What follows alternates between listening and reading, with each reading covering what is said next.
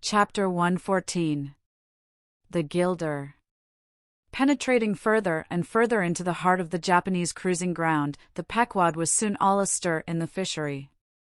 Often, in mild, pleasant weather, for 12, 15, 18, and 20 hours on the stretch, they were engaged in the boats, steadily pulling, or sailing, or paddling after the whales, or for an interlude of 60 or 70 minutes calmly awaiting their uprising, though with but small success for their pains.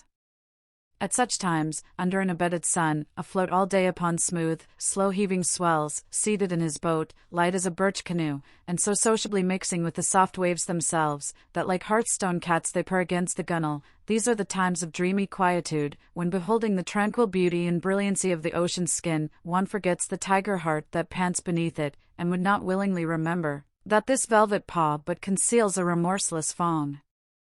These are the times, when in his whaleboat the rover softly feels a certain filial, confident, land-like feeling towards the sea, that he regards it as so much flowery earth, and the distant ship, revealing only the tops of her masts, seems struggling forward, not through high rolling waves, but through the tall grass of a rolling prairie, as when the western emigrants' horses only show their erected ears, while their hidden bodies widely wade through the amazing verdure. The long-drawn virgin valleys, the mild blue hillsides, as over these there steals the hush, the hum, you almost swear that play-wearied children lie sleeping in these solitudes, in some glad Maytime, when the flowers of the woods are plucked. And all this mixes with your most mystic mood, so that fact and fancy, halfway meeting, interpenetrate, and form one seamless whole. Nor did such soothing scenes, however temporary, fail of at least as temporary an effect on Ahab. But if these secret golden keys did seem to open in him his own secret golden treasuries, yet did his breath upon them prove but tarnishing. Oh, grassy glades! Oh, ever vernal endless landscapes in the soul, in ye, though long parched by the dead drought of the earthy life, in ye, men yet may roll, like young horses in new morning clover, and for some few fleeting moments, feel the cool dew of the life immortal on them.